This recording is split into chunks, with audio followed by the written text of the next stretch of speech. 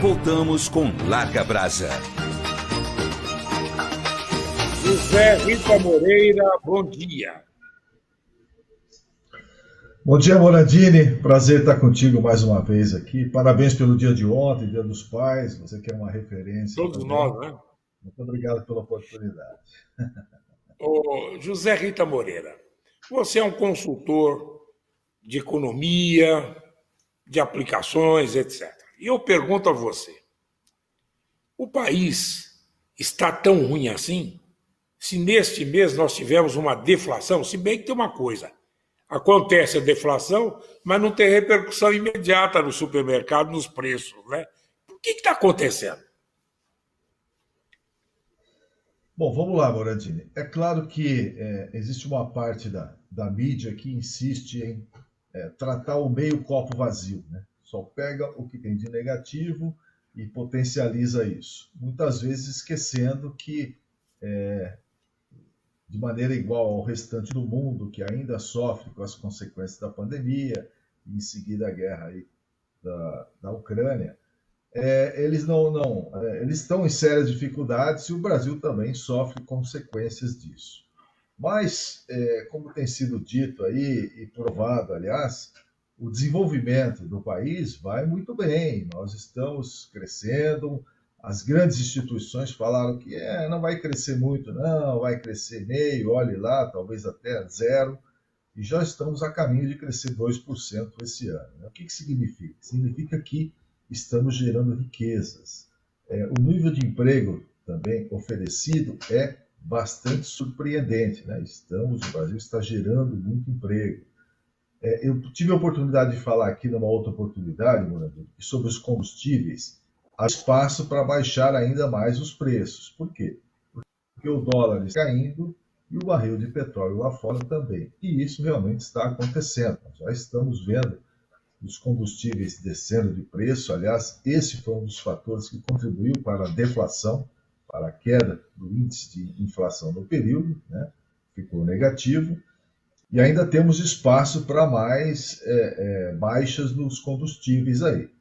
É aquilo que você sempre fala, né, Morandini? Para subir o preço é do dia para a noite. Agora, para baixar é uma dificuldade para baixar.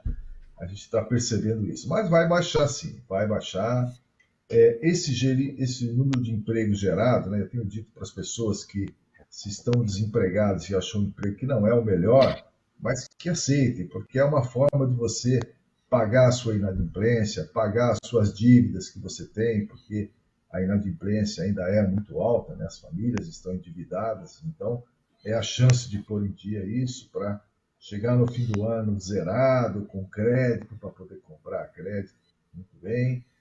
E essas medidas do governo também de auxílio emergencial, Auxílio Brasil, que está sendo feito, isso vai ter também uma distribuição de renda, permitindo a essas famílias também um poder de consumo um pouco maior, pelo menos pagar as dívidas.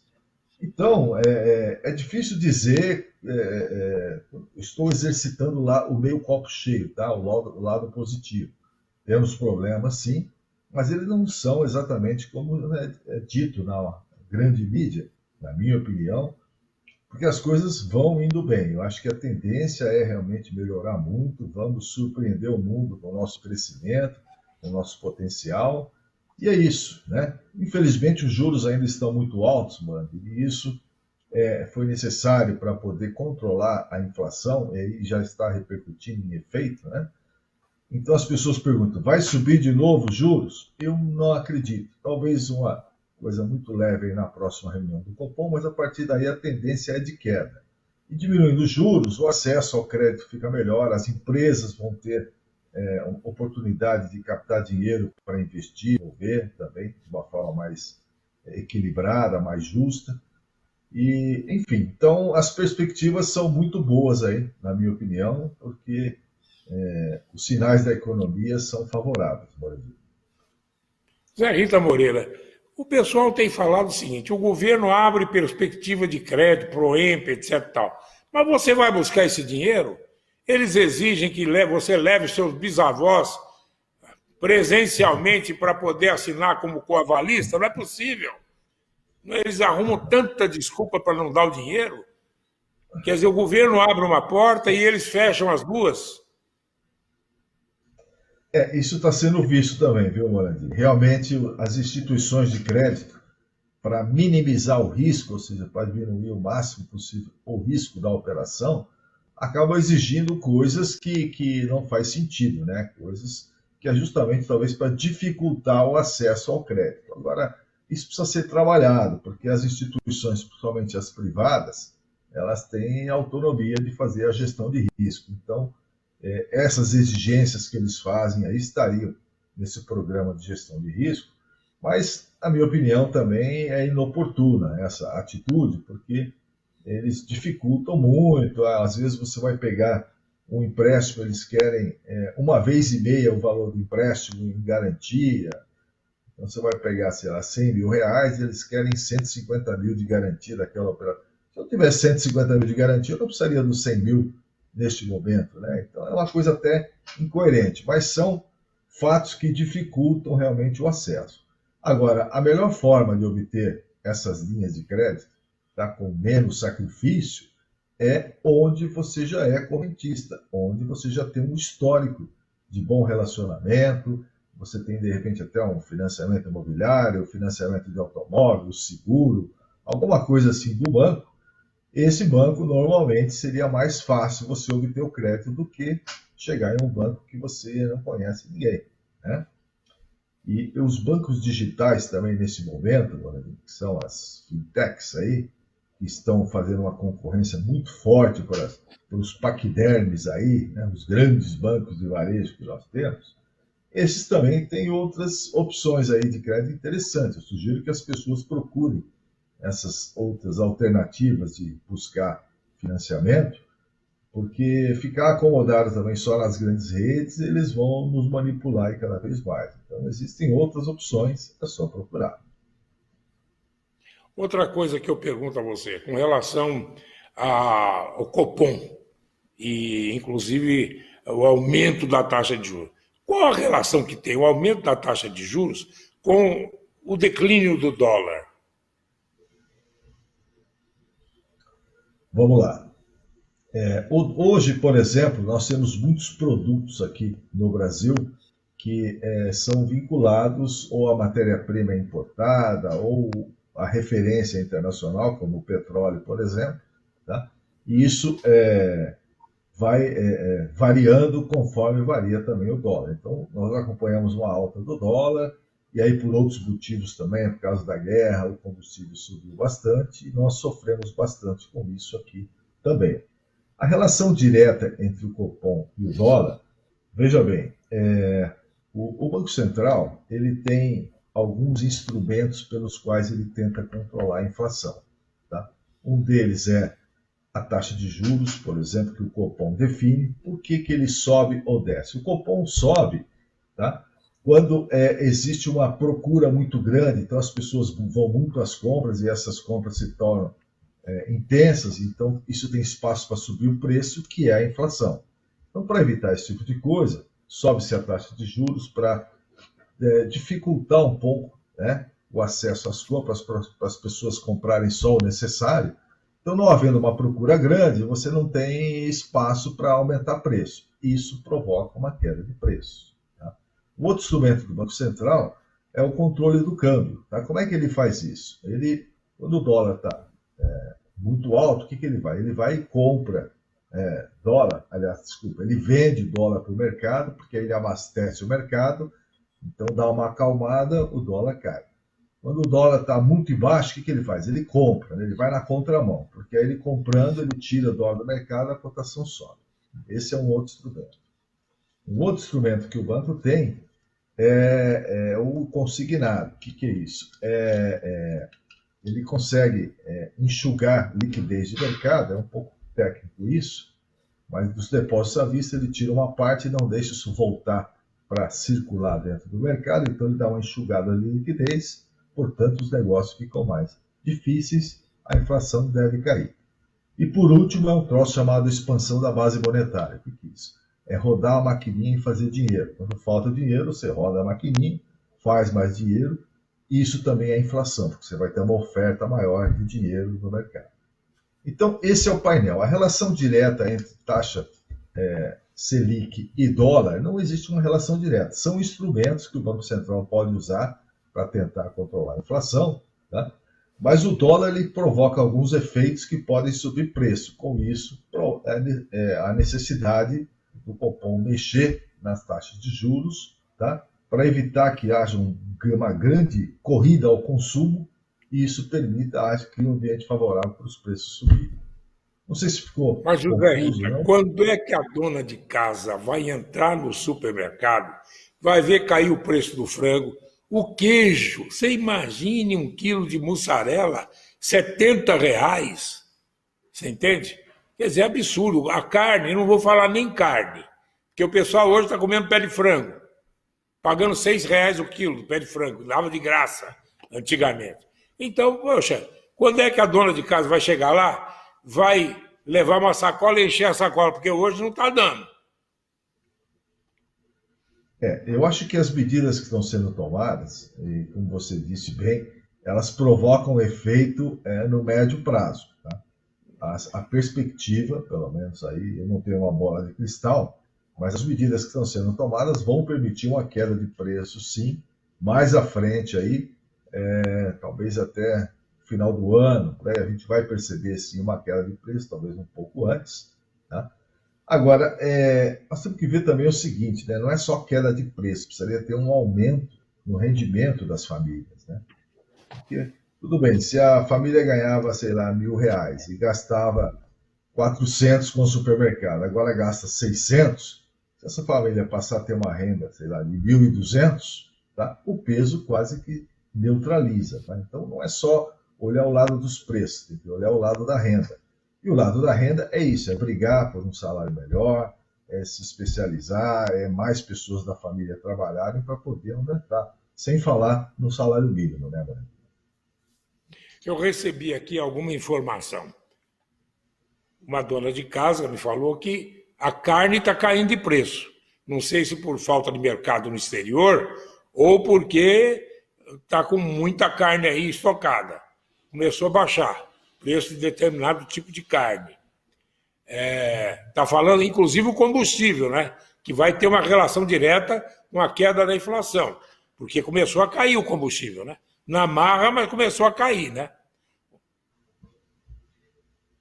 Então, Odile, sobre a carne, é o seguinte, a carne bovina, por exemplo, ela trabalha em ciclos, né? E agora nós estamos num ciclo de safra, então está tendo bastante carne à disposição e com isso tem um ambiente para o preço cair. Os suínos, por exemplo, a dona de casa já percebeu que a carne de porco já está caindo de preço há mais tempo, já faz alguns meses que o preço está caindo, muito mais também por um excesso de oferta, porque lá fora, por exemplo, na China, que é um grande comprador, não é que eles estão comendo menos, é que eles também estão produzindo, portanto, precisam de menos carnes nossas.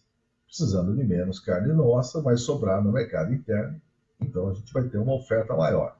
E o frango, a mesma coisa. O frango é sempre um coringa, né? Ele sempre consegue, em qualquer situação, aí, se dar bem, e a tendência também é uma queda no preço. Por quê? No caso do frango, o frango o que é? É conversão, é milho e soja que ele come e converte em peso. Tá? Então, se o milho e soja, que é 70% do custo do frango, sobe, automaticamente o frango vai subir também. Tá? Então, a gente tem que torcer realmente para uma queda no preço desses cereais, tipo milho e soja, que é o que o frango come, porque automaticamente vai ter uma relação direta com queda de preço.